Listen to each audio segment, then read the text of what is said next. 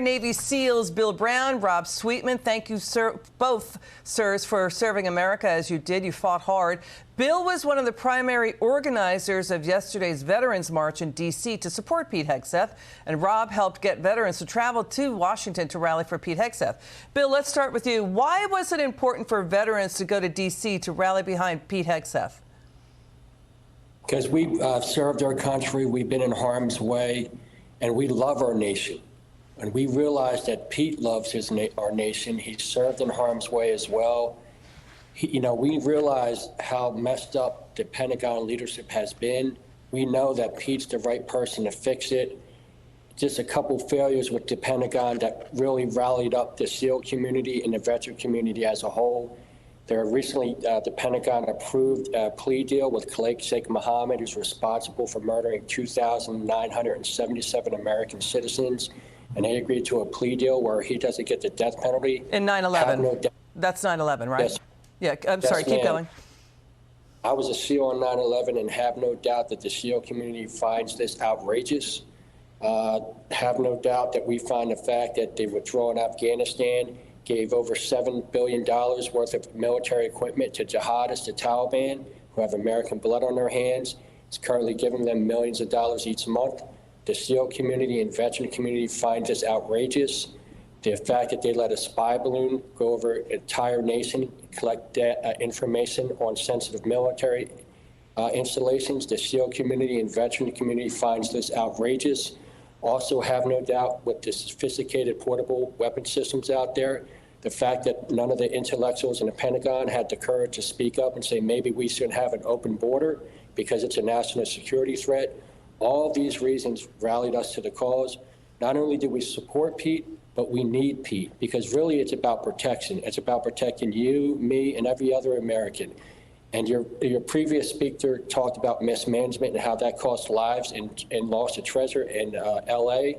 Well, it's going to do the same with us, and that's why we need Pete, and we can't get Pete in there fast enough. You know, Rob, Bill just laid it out beautifully. I mean, American soldiers lay their lives on the line.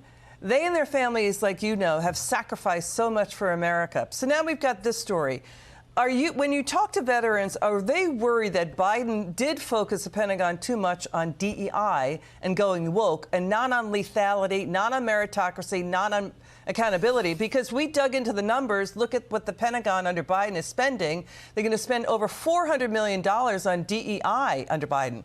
I mean, so, Rob, isn't the U.S. military in a major recruiting crisis? I mean, we saw that one branch, it's only one branch, is meeting its recruiting threshold.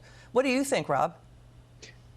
That's exactly right. And I was going to bring up the DEI because the issue is really a rotting away of what it means to be in the military and to be a lethal fighting force. Look, we need to get our recruiting numbers up, and that's not going to happen when people are wondering when they're leaving high school if they should join the military, if they know if they're going to have some type of gender issue or if they're going to be forced into jabs. I mean, I've got one friend that I just spoke with the other day who was forced out of the military because he chose not to take the forced jab. Now, that's very common because we saw 8,000 service members lost their careers. They're no longer in the military because of that. And we hope that Trump can come back and restore some of that and maybe even get some of them back on active duty. I got to tell you, but a lot of the damage has already been done. Rob, I hear you loud and clear. You know, we never talk about it. My family's going to be really angry with me.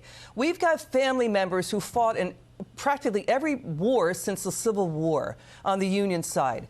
My mother never knew her father because he was hit with mustard gas in World War I, and so she lost him during the Great Depression. And then she lost her brother-in-law who died from pneumonia and FDNY. We know what it means. You know, my sister's brother-in-law died in 9/11. He was a fireman. So I just want to get back to you, Bill, on this, because what Rob just said is so important. When you see $431 million spent on DEI, when you see 8,000 soldiers let go because they didn't want to take the COVID vaccine, which had dangerous side effects like blood clots, you know, when you see the salaries not going up for the U.S. troops, do you think America is finally waking up to the abuses the Biden White House put on the Pentagon? 100%, and it's crystal clear if you look at the last election.